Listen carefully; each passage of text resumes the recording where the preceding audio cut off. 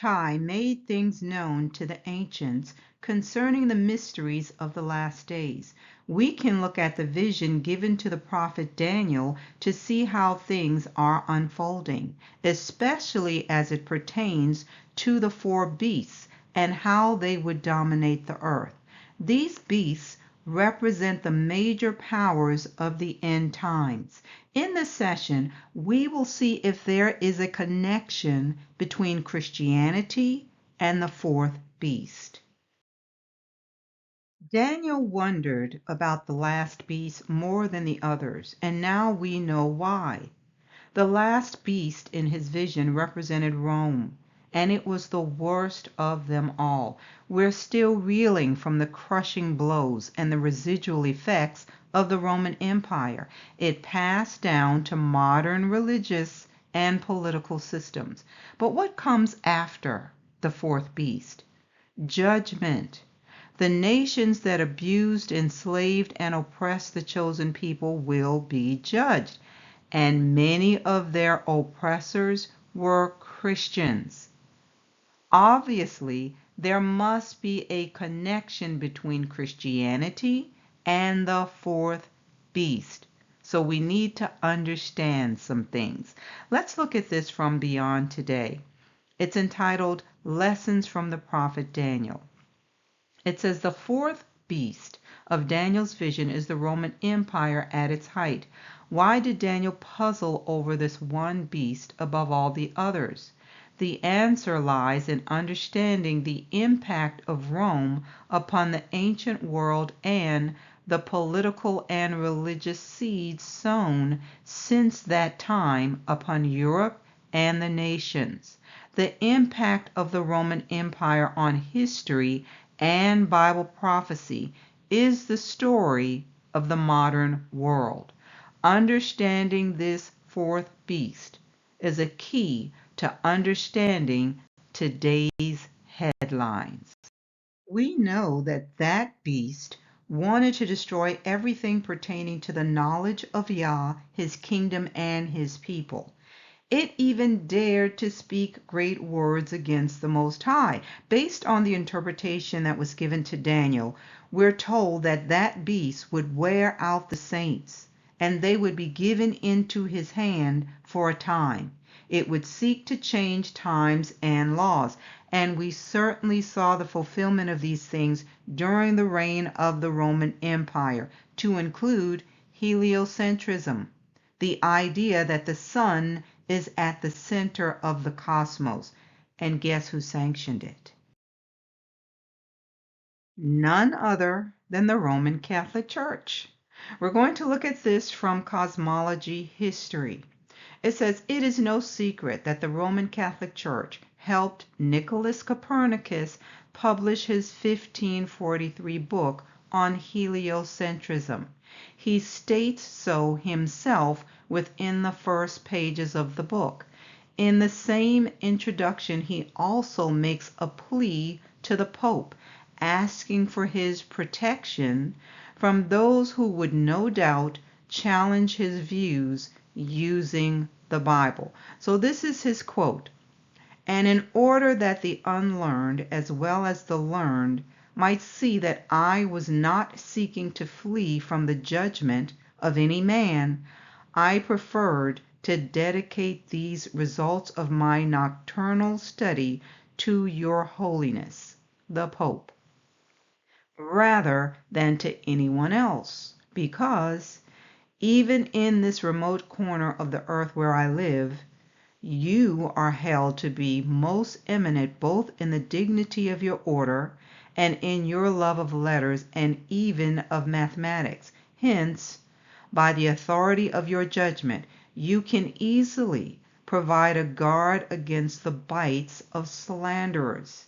But if perchance there are certain idle talkers who take it upon themselves to pronounce judgment, although wholly ignorant of mathematics, and if by shamelessly distorting the sense of some passage in Holy Writ, and he's talking about the Bible, to suit their purpose, they dare to reprehend and to attack my work, They worry me so little that I shall even scorn their judgments as foolhardy. For it is not unknown that Lactantius, otherwise a distinguished writer, but hardly a mathematician, speaks in an utterly childish fashion concerning the shape of the earth, when he laughs at those who have affirmed that the earth has the form of a globe. And so the studious need not be surprised if people like that laugh at us. Mathematics is written for mathematicians, and among them, if I am not mistaken, my labors will be seen to contribute something to the ecclesiastical commonwealth. He's attributing to the ecclesiastical commonwealth, he says, the principate of which your holiness now holds. And he signs it Copernicus.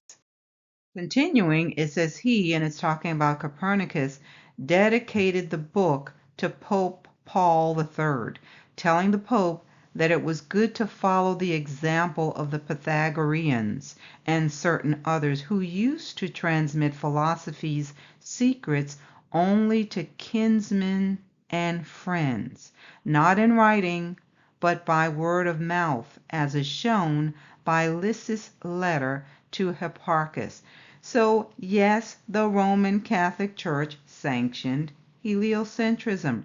For them, the sun is at the center of a system that includes the earth and other planets, which revolve around it. It was all about sun worship. The Catholic Church also changed the Sabbath to Sunday and began introducing holidays like Easter and Christmas to honor their solar deities. Now, this idea that began as a theory soon became fact, much like the theory about evolution. This information comes from Society of Catholic Scientists. Two questions are being asked. Does the Catholic Church accept evolution? And did the Catholic Church ever condemn evolution in the past? The answer to the first question: the Catholic Church has repeatedly made clear that biological evolution is compatible with Christian belief. For example, Pope Benedict XVI said in a 2007 speech, evolution and belief in a creator are presented by some people as alternatives that exclude each other. This clash is an absurdity. There is much scientific proof in favor of evolution, which appears as a reality that we must see and which enriches our understanding. Pope John Paul II said in an important address to the Pontifical Academy of Sciences in 1996, new knowledge has led to the recognition of evolution as more than a hypothesis. It's no longer an educated guess. It is indeed remarkable that this theory has been increasingly accepted by researchers following a series of discoveries in various fields of knowledge. He said the convergence of these results is in itself a significant argument in favor of this theory. Now, they believe in their arrogance that they are the wisest and most intelligent people who ever lived. But Yah calls them fools. Listen to this from Deuteronomy 32:21. They, speaking about our ancestors, have moved me to jealousy with that which is not God. They have provoked me to anger with their vanities, and I will move them to jealousy with those which are not a people. I will provoke them to anger with a foolish nation. Why were we handed over to these foolish people? because of sin and rebellion. Our ancestors were idolatrous people. The Most High gave numerous warnings before those things happened. They shouldn't have come as a surprise. Ezekiel 7:20 through 22 tells us that Yah allowed the things he blessed us with to be given into the hands of the strangers for a prey, and to the wicked of the earth for a spoil. What did he call them? Strangers and wicked. Then he tells us what they would do with it. They would pollute it. Listen to what he says. He said, my face will I turn also from them. He's saying that he would turn his face and the wicked would pollute his secret place. It says, for the robbers shall enter into it and defile it. Here's the key. He told us what was going to happen before it happened. That's why these prophecies are here. This is why we're still in the land of our captivity today. Most of us are familiar with this passage in Deuteronomy 28:68. I'm going to read it from the Septuagint. It says, and the Most High shall bring you back to Egypt in ships. You're going back into bondage. By the way of which I said, you shall not see it again, and you shall be sold there to your enemies for bondmen and bondwomen, and none shall buy you. Now, you will have some who will try to use this verse to debunk the awakening because they say, see, that couldn't be talking about Negroes going into slavery because it says none shall buy you. And this is when you just have to give them the side eye because it says right here in the verse, you shall be sold. You shall be sold. If the people were sold, then someone bought them. So the word buy here, where it says none shall buy you, is saying no one will redeem you or buy you back. Why? Because we only have one Redeemer, and it's not man. There are so many things that we can point to see how the legs of iron and the 10 toes line up with what was said about the fourth beast. There was the sacking of Jerusalem and the destruction of the temple in 70 AD. There was the confiscation of our sacred books, the creation of a new religion. We're talking about Christianity. What else? There was the introduction of replacement theology, the scattering of Yah's people with the intent to enslave them forever. There is so much more that we can point to, especially when you consider how the Roman Catholic Church introduced religious ideology to do away with the law and make themselves the priests and kings in the earth. They try to hide what they did because they know that they are responsible for some of the worst extremes of brutality over the centuries. Just think about the Crusades, the Inquisition, the colonization of the Americas and Africa. Who are we talking about here? The worst of the worst. And we were told that we would be given into his hands for a time. Listen to this from Ezekiel 7:24. Wherefore I will bring the worst of the heathen, and they shall possess their houses. I will also make the pomp of the strong to cease, and their holy places shall be defiled. He allowed the worst of the heathen to come in and do what was already in their hearts. They were called wicked heathens for a reason. And the last beast from Daniel's vision was certainly telling us they would be the worst of the heathen. So we need to look at the connection between Christianity and the fourth beast. And we can start by asking the question, what made Christianity so appealing to the Roman elite? It certainly wasn't because they had a heart for the things of Yah. No, they saw Christianity as more than a religion. It was a religion of politics. The two go hand in hand. Now, I know there are some who will want to refute that because they were told that Christianity began with Messiah and his disciples. But Yeshua did not come to start a new Gentile religion. He was an Israelite. His message became something that the Roman elite used for their benefit, not Yah's.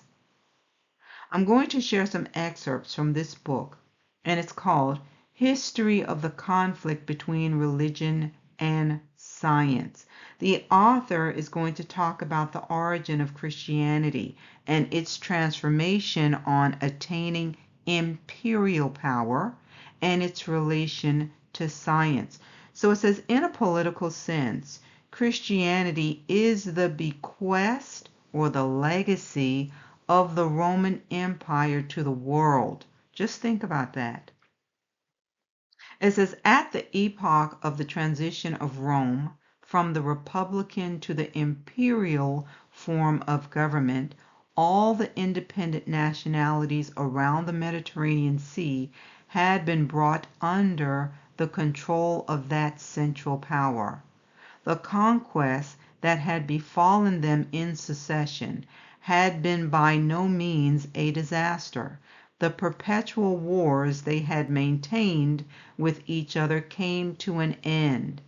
The miseries their conflicts had engendered were exchanged for universal peace, not only as a token of the conquest she had made, but also as a gratification to her pride. The conquering republic brought the gods of the vanquished peoples to Rome. With disdainful toleration, she permitted the worship of them all.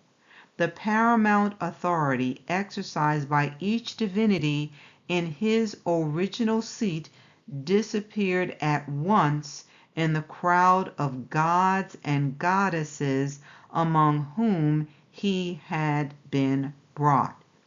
So it says, the kings of all the conquered provinces had vanished.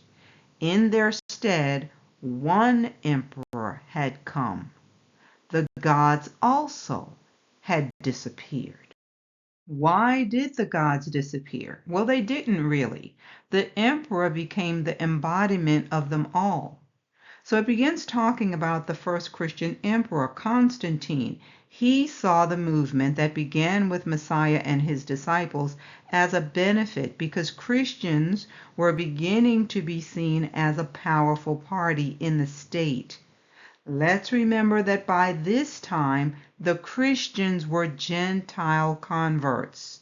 And also remember that pagans gave them the name Christians. But Constantine wanted to use it to his advantage because he would become the leader of the Christian party. It says, this gave him in every part of the empire men and women ready to encounter fire and sword in his behalf.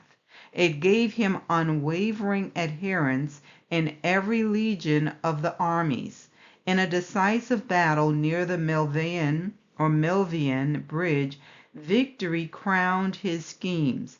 The death of Maximin, and subsequently that of Licinius, removed all obstacles. He ascended the throne of the Caesars, the first Christian emperor.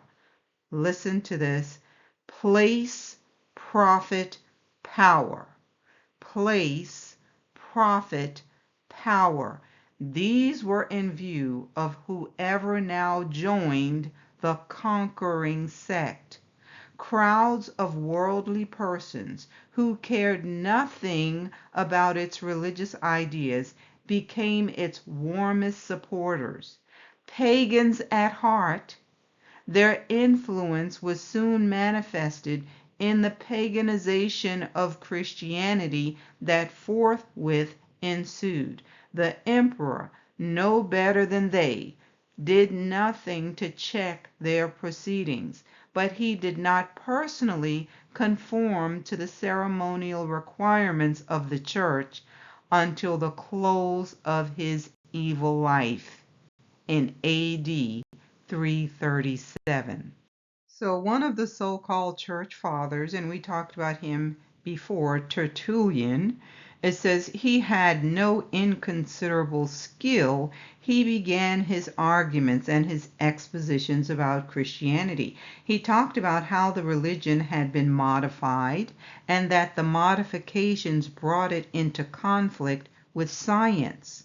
He also admitted that Alexandria in Egypt was the birthplace of modern science. And then he went into his discourse regarding Christianity, saying she was a stranger upon earth, and she expected to meet with enemies in a country which was not her own. So Tertullian felt that it was his job to defend the religion. Listen to what he says. Notwithstanding this, persons have been punished because they were called Christians, and that without any accusation of crime.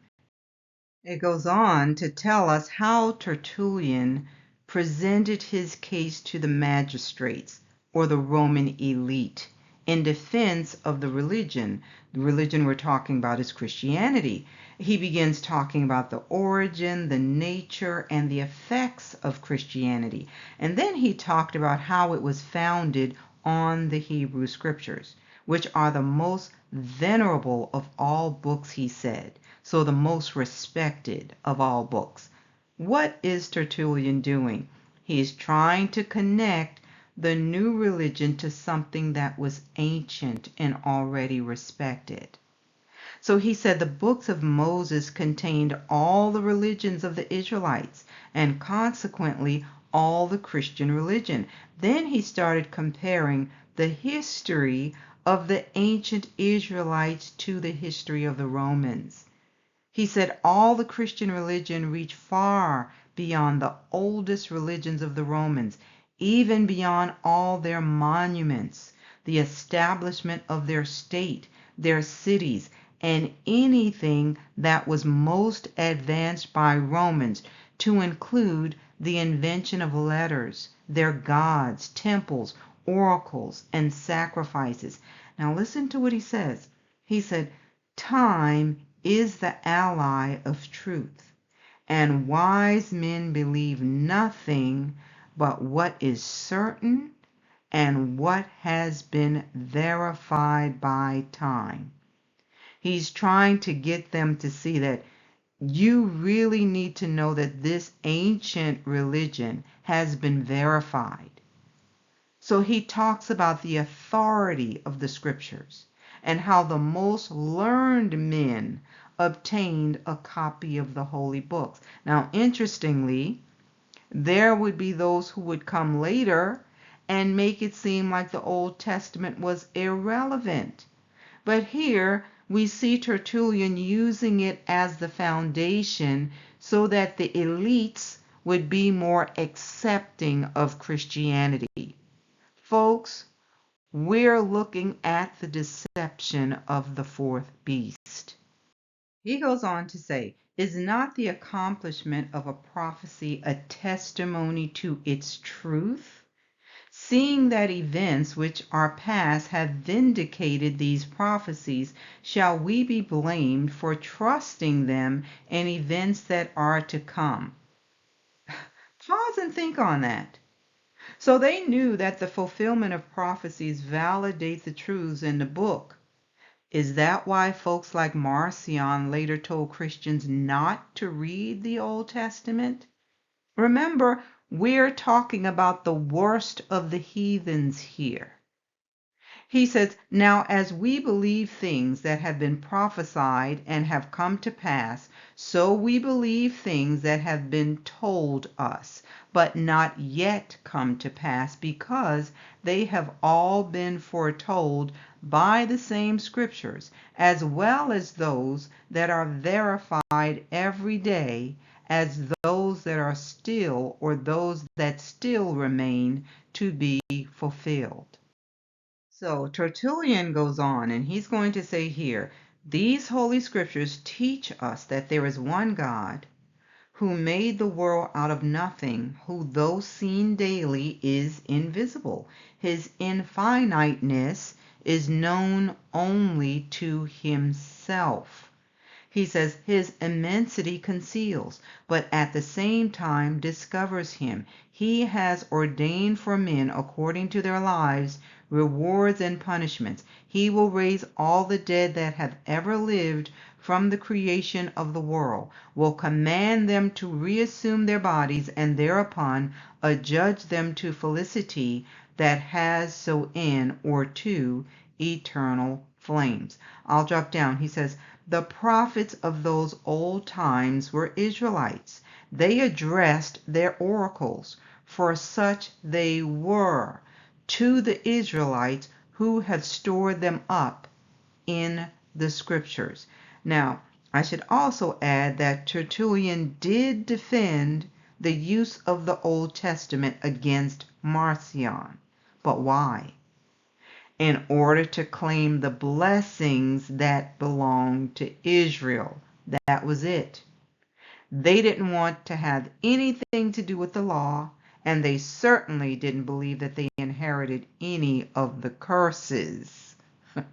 Let's go on. Now, it says, before he closes his defense, Tertullian renews an assertion which, carried into practice, as it subsequently was, affected the intellectual development of all Europe. Listen to what he says. He declares that the Holy Scriptures are a treasure from which all the true wisdom in the world has been drawn, that every philosopher and every poet is indebted to them. He labors to show that they are the standard. I hope you're getting this. He's saying the Holy Scriptures are the standard and measure of all truth. But listen to this. And that whatever is inconsistent with them must necessarily be false. Just pause and think on that. Whatever is inconsistent with them is false. How then did we end up with Sunday as the Sabbath and a doctrine that says the law was done away with? How did we end up with a religion that condones evolution? By their own admission, their religion is false because it is inconsistent with the Holy Scriptures. It's a false religion. So it says, from Tertullian's able work, we see what Christianity was while it was suffering persecution and struggling for existence. We have now to see what it became when in possession of imperial power. Great is the difference between Christianity under Severus and Christianity after Constantine. Many of the doctrines which at the latter period were preeminent in the former were unknown. They ended up with the paganization of Christianity. It says two causes led to the amalgamation or the merger of Christianity with paganism: the political necessities of the new dynasty and the policy adopted by the new religion to ensure its spread. So there was a compromise. It's as though the Christian party had proved itself sufficiently strong to give a master to the empire. It was never sufficiently strong to destroy its antagonists, which was paganism. The issue of the struggle between them was an amalgamation of the principles of both. In this, Christianity differed from Mohammedanism. which absolutely annihilated its antagonists and spread its own doctrines without adulteration. Constantine continually showed by his acts that he felt he must be the impartial sovereign of all his people, not merely the representative of a successful faction. Hence, if he built Christian churches, he also restored pagan temples. If he listened to the clergy, he also consulted the haruspices, or the magicians, the witches. If he summoned the Council of Nicaea, he also honored the statue of Fortune. If he accepted the rite of baptism, he also struck a medal bearing his title of God.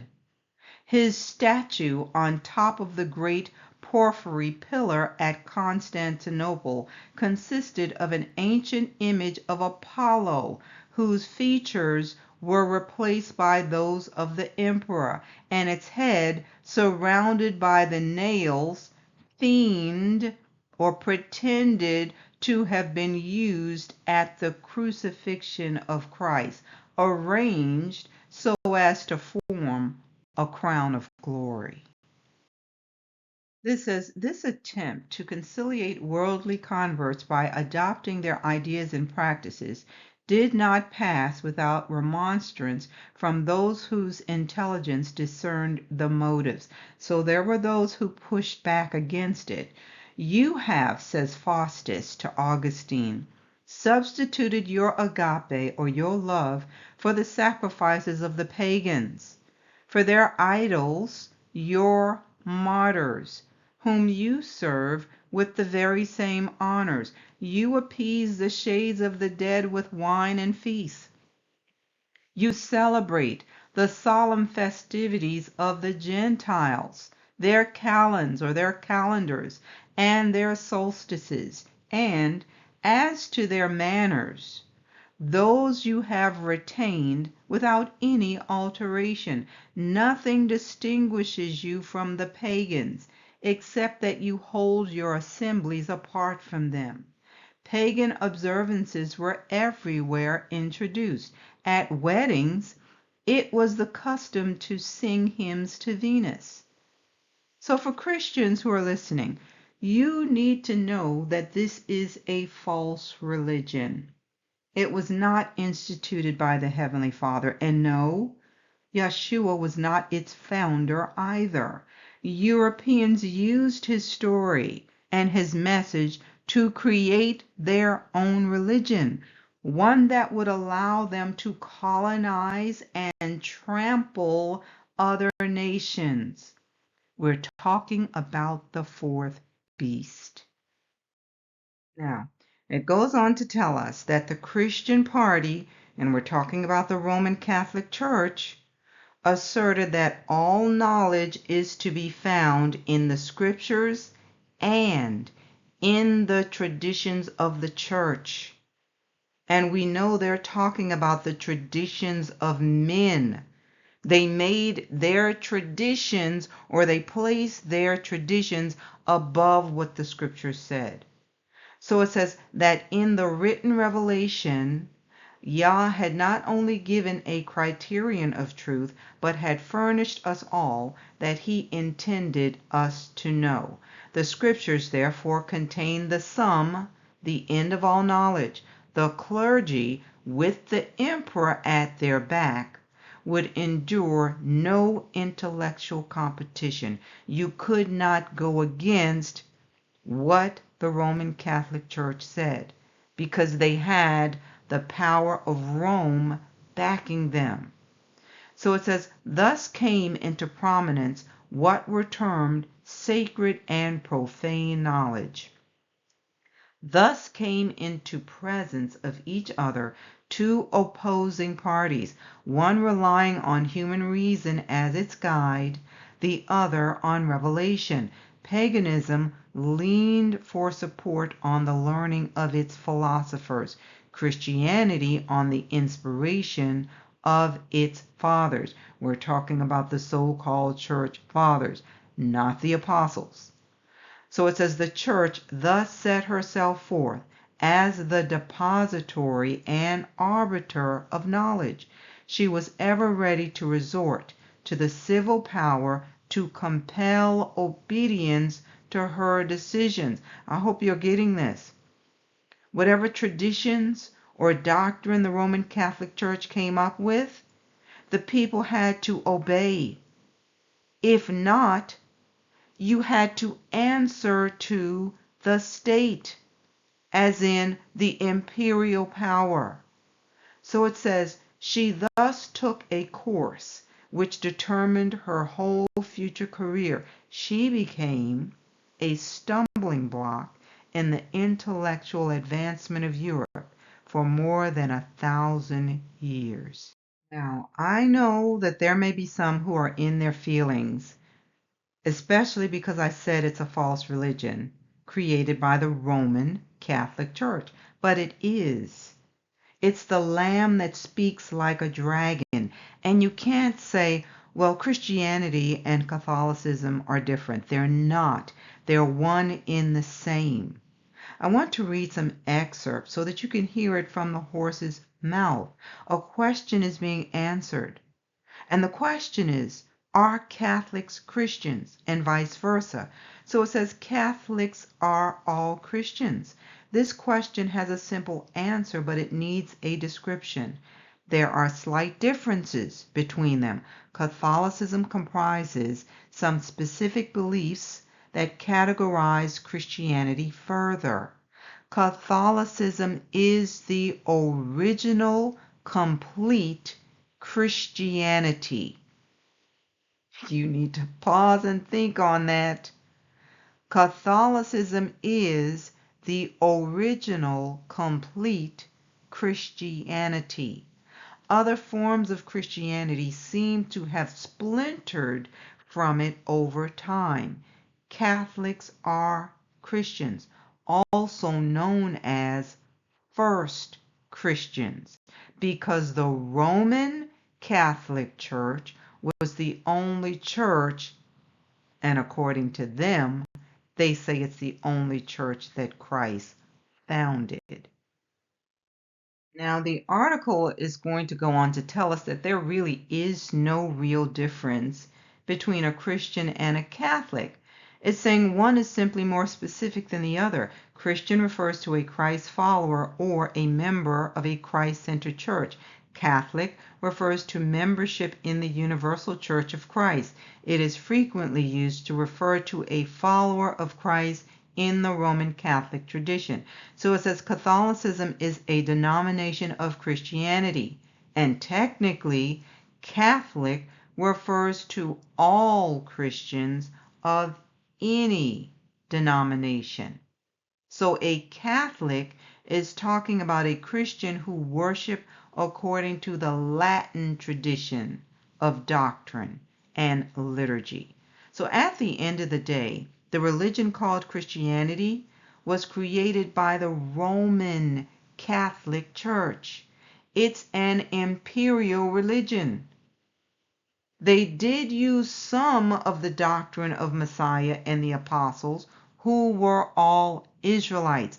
Afterwards, there were Gentile believers who became converts. They were followers of the way. They became a threat to the Roman Empire, so Rome persecuted them, primarily the Israelites. We're talking about the actions of the fourth beast. Rome took control of the message and rebranded it as the religion known today as Christianity. They began creating their own laws and decrees to make the religion more acceptable to the Roman elite. A lot of those laws are still in place today. And the people of the Most High must come out of her. It's an institution based on the traditions of men. Now, of course, we're told that Rome fell and there are only traces of ancient Rome in the modern world. I can tell you that is not true. We're going to continue the discussion on the live this coming Wednesday, and talk about Rome's transition and how it is specifically tied to one nation. I know you think it's America, but that's not it. So this article from National Geographic says, the ancient Romans helped lay the groundwork for many aspects of the modern world. It is no surprise that a once booming empire was able to impact the world in so many ways and leave a lasting legacy behind. Yes, we need to talk about that lasting legacy.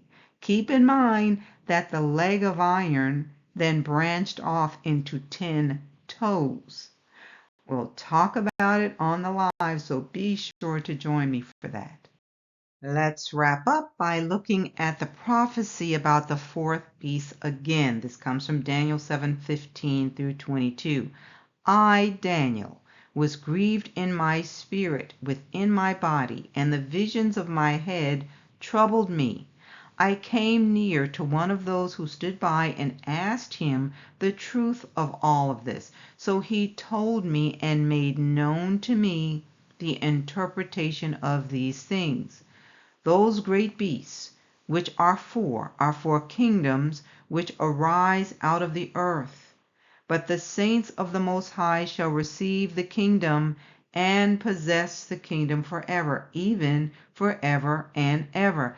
Then I wished to know the truth about the fourth beast, which was different from all the others, exceedingly dreadful, with its teeth of iron and its nails of bronze, which devoured, broke in pieces, and trampled the residue with its feet, and the 10 horns that were on its head, and the other horn which came up, before which 3 fell, namely that horn which had eyes and a mouth which spoke pompous words, whose appearance was greater than his fellows.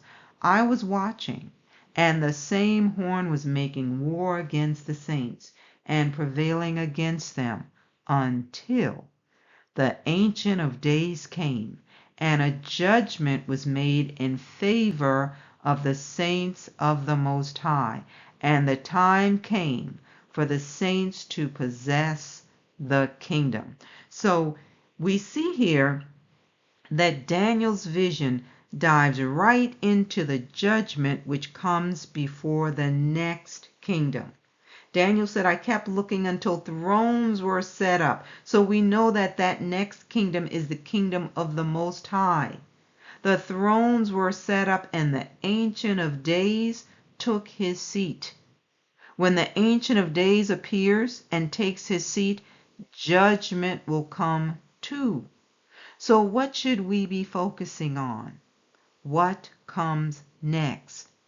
This beast system tried to erase us, but Yah preserved a remnant.